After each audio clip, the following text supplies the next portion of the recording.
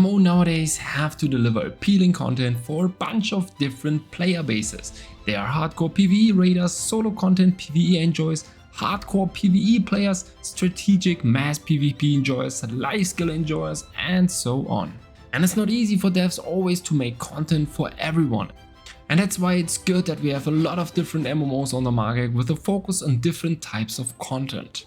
And today I want to give you an overview about the content you can expect for PvP and PvE in Throne and Liberty, so you yourself can think about if the available content is enough for you as a player or not. And with that, welcome to the 5th episode of our starter series for Throne and Liberty. As mentioned, I will give you today an overview of all the content that Throne and Liberty has to offer. In chapter 1 we will talk about the PvE content, and in chapter 2 about the PvP content. Okay, let's start right away with chapter 1, the PvE content. So the first thing that most MMOs have is some type of questing. In Throne and Liberty you will have a main story quest, side quests, and daily and weekly quests. So the main story quest, also called Adventure, is your typical main progression during the leveling phase. The quests have some cutscenes, nice voice acting, and everything you need to have for your typical main story quests in an MMO. I wouldn't say I would play the game because of that, but it's really a nice addition to the game. Next we have the side quest, also called exploration quests, which you will do also partly in the leveling phase, but by far you won't need all of those there. These are also some well-designed quests, again not your typical kill this and loot that quests. Those quests will ask you to solve puzzles or to try to climb a hill while avoiding different traps and so on. Just some really nice quests which not always require a lot of fighting. Then we have the daily quest, also called contracts, which are simple quests which just tell you to kill 10 of those and collect 10 of these, and so on. You will get each day the possibility to do 10 of them. But the nice thing is that you don't have to do them daily. You can also save them up till you have 60 of them. So if you do all after 6 days at once or 10 each day is totally up to you. But to consistently progress your character, they will be really important. Then we have weekly contracts, which also come with another PvE content, and that are the open dungeons. Once a week you can buy special contracts. These contracts are from the same simple style as the daily contracts, but all of those have to be done in open dungeons. The open dungeons are just really big areas in the open world. Most of the time they have different levels with different types of enemies in.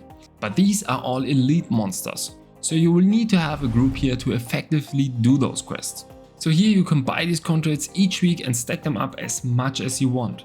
These dungeons have some nice ambient, but the weekly contracts are not challenging or so. You just go there and join a big group of players and kill some monsters. Okay, done with questing, let's move over to dungeons. First of all, I have to mention that there's already a cross-server party finder integrated into the game. But in general, dungeons are your major source for your gear progression. There are 3 leveling dungeons which you will do just once in your leveling phase. Then you have 6 early level 50 dungeons. 3 of those are based on the leveling dungeons you did before, with some smaller add-ons. These 6 dungeons you will do then for quite some time. Some of them have some nice mechanics, but overall nothing too challenging here. After a while there will be then a challenge mode for all of those dungeons released. But in the end the monsters will just deal more damage and have a little bit more life. So really nothing special here. But at the beginning they are still really fun and gives you a good understanding about the general mechanics in the game. And in the late game we have then 5 more dungeons, which have been released as 2-star dungeons in the beginning. These have really some nice mechanics and require for sure some practice, and will let you die at the beginning plenty of times. The problem was that these dungeons had just one difficulty, and after a while it just got really boring, especially because they had to nerf it plenty of times so everyone could do it. Now they built a system around those 5 dungeons. It is a similar system to WoW's Mythic Plus system. You will have 2 weekly available dungeons with 30 different levels of difficulty. Bosses will get more and more mechanics with the higher difficulties. They will have different affixes, some sort of ranking system, and so on. It will come out this week in Korea and I will give you a preview with more information on the system as soon as it's out. Okay, let's come to the next PvE content, and that are the secret dungeons. So these are just some solo boss fights. There are 2 types of secret dungeons. The Tails Tower provides you with 20 levels of different boss fights, which will be done partly in the leveling phase and partly at level 50.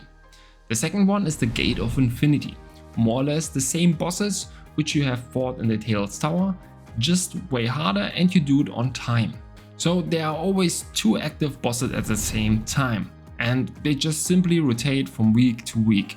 You will also able to compete here against other players. There's a ladder for each weapon combination type. Both give you again here useful stuff for the progression of your character. Next up we have open world events. There are 2 types of PvE events, dynamic events and world bosses. The events are always spread out throughout the day. You can always check what's up next in the in-game calendar. Dynamic events are events in a specific area where you fight solo against other players. Without going into much detail, you simply have to kill mobs as fast as possible and bring the loot to a trader. You always compete here against all other players in the area.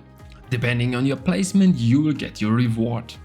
Especially when you just hit level 50, this can help to boost your character progression nicely. The second event are world bosses. Same as for the dynamic events, there are also several of different world bosses spawning throughout the week and day.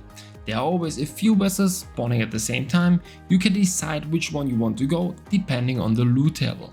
That you are actually getting a drop here on the bosses is really rare, so don't expect here too much.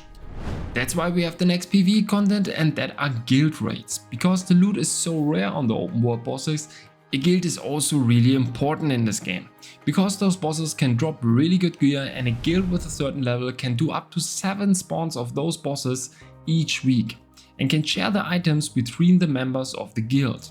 In an active guild with a lot of people, you really can't expect here any challenging content, but nevertheless it is really fun community activity. So that's already all the PvE content we have right now in the game. So just a quick reminder, if you like the content and want to support me, don't forget to subscribe and like. Thanks a lot. Let's come now to the PvP content. We just talked about the dynamic events and the world bosses. At the same time, there's also always a PvP variant of those events. In dynamic events, you do the same stuff as a non-PvP variant. Only this time you get slotted automatically into one of 3 teams, team red, blue or green. Then you just group up with others from your team and fight in this area together. Depending on your personal and your team ranking, you will get your personal rewards. But the rewards are always better in the PvP variant than in the PvE variant. For the world bosses in the PvP variant, guilds and alliances are fighting here against each other on those world bosses. Especially on some bosses, the whole server will show up because the bosses are dropping really rare stuff. These are called arc bosses, which spawn 2 times a week, which is always a nice clash of alliances which result in a huge mass PvP. The next PvP content you can do are open world dungeons, the dungeons we just talked about in the beginning, where you do your weekly contracts in. And the night in those areas will be always open world PvP. So if you want to have some small scale open world PvP, this is the place for you. Next up we have Boonstone and Riftstone fights. Guilds are fighting here for certain territories against each other, which provide the winning guild with some benefits.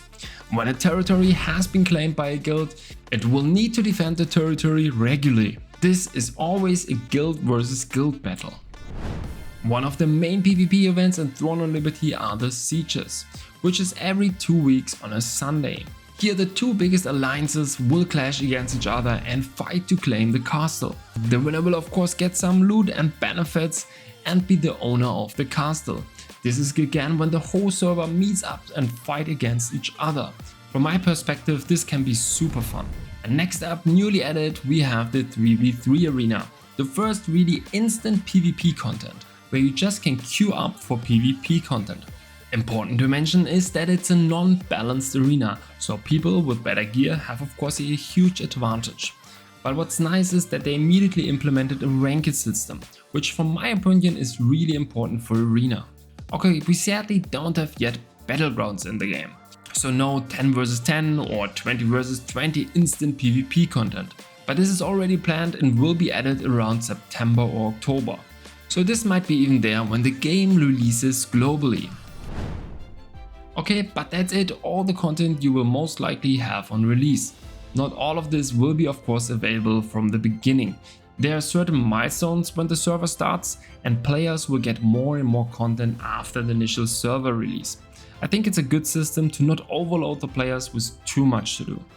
But to sum that here up, if you really want to enjoy the full content of Throne and Liberty, it is really important that you join a good and active guild.